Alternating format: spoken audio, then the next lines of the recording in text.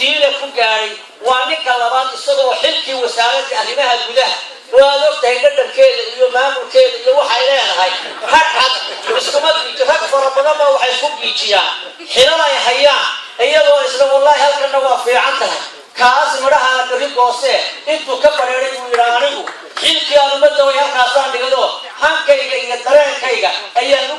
u madax bannaanaanayaa tiila waa ku guulaystay waxaan leeyahay marka mid kalena waan oga dictoorku waa nasiib badan yahay inuu nasiib badan yahay baan kuu sheegayaa doraa dadkaan hargeysa ka soo baxaynay hawshii aniga qalbigayga xaganaysa waxay ahayd torowaatan la yurahdo nambara 1 iyo 2 iyo 3 iyo 4 iyo 5 iyo 6 iyo 7 bay kala qaadanayaane toro nambarkeeda heli doonta toro yaa gacanta gelin toro nasiib maxaa noqon doonta markii sidaa loo soo dhigay ee la yidhi gacanta geliya waxaanu ku bilownay bismillah gacantaanu saa u gelino ururkii koowaad baan noqon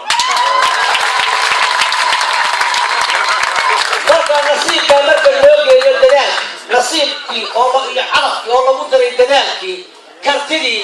iyo sida uu haysto taageerimada way ii sheegaya qaar bay weydiinayaan idinkama aragno xaflado waaweyn oo kuwa kala ah iyo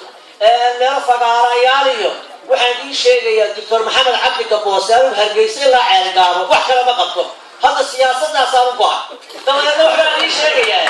dhallinyarada wallaahi waxay ku leeyihiin markaad meel walba maraysid annagu doctoorkaanu taageersana iyagoon hayb u eegayn oo aqoon ahayn oo deegaan ahayn sababtu waxa weeye qaabku u hadla ee saraaxadda ee nadiifta ee wanaagsan ayay ka heleen ogaadee gudihii wuxuu ka haystaa taageero 100% ee taana niyadda gashada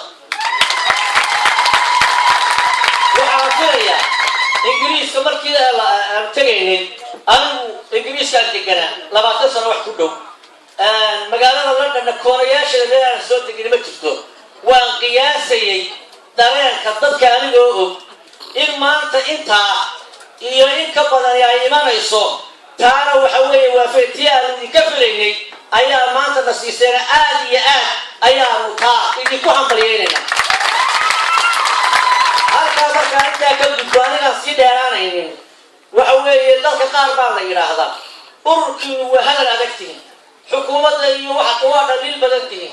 waxa anagu aanu qabno ee dawga aanu arkaynay saxtay kama gabanay waa sheegna وانا بيامنا وانا وضعنا شيء وصفت كل ليه هاي لو اماننا بل والله وحنا كل لنا مدحوين السلايه وحنا كو امانا فريتاك ورده وكدبي وحي وراء السمايين وحوي wadahadaladu furadinacooda wanaagsan waa taageerina annagu wixii loo muuqda ee bulshada danteeda uga baqi mayno waa lagu calaaranayaa iyo waa lagu reebayaa toone ilaah baa waxna reeba waxna soo saar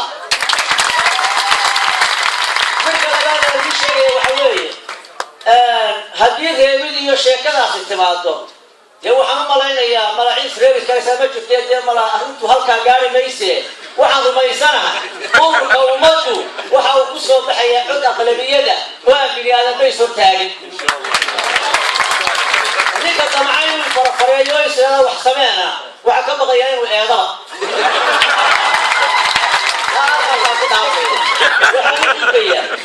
hal qodob aan ninkaga leeyahay runta idin sheegaya waxa diyaarsan reer baadiyeedna Soomaali baynu nahay marka ninku geela uu ceelka keeno waxa uu sitaa wadaadu ku waraabin lahaa iyo dadkii ku waraabin lahaa iyo wuxuu u dhigi lahaa ayuu diyaarsadaa daba yeelkii baa la runtiisa ninkaas uu dhawaana yaqaan waxa uu diyaarinay yeelkii iyo yaglaashii ururka u soo bixi lahaa waxaana soo gaarsiinay meel weyn oo ururka rajadiisu ay tahay ururka koobaad ama loo bixiyaba laandheeraha ururada Soomaaliland maadaama ay sidaa tahay waxa hadhay oo keliya maalinta 28 bisha November in codka lagu rido waxaanu codsanaynaa barnaamijka haddaad tihiin reer London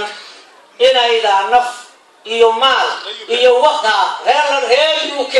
ama qurbajooga oo dhanba ay raahdeen dheer anaga maqlaysaanba ina hawsha 100% aan nafta u hubtaan oo waxa haysa iyo waqtigiina aad timaadaan oo ololeysaan oo ayna waxba la harin midna waan leeyahay haday muraaqibiinta tahay hawlwadeennada haday tahay midna waan leeyahay inta aynu leenahay war habuutaa ka iibiye إنما وصل على الشيء حوجا ما يكون هذا يروجنا قرية إلا سياسة قرية لا يبيو ما بلغ مجال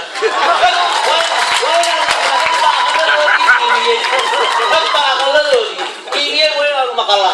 سووا بوصله ما أنت كلمة هو كريه حتني كي ما أنت كهرة ما أنت هرو واحد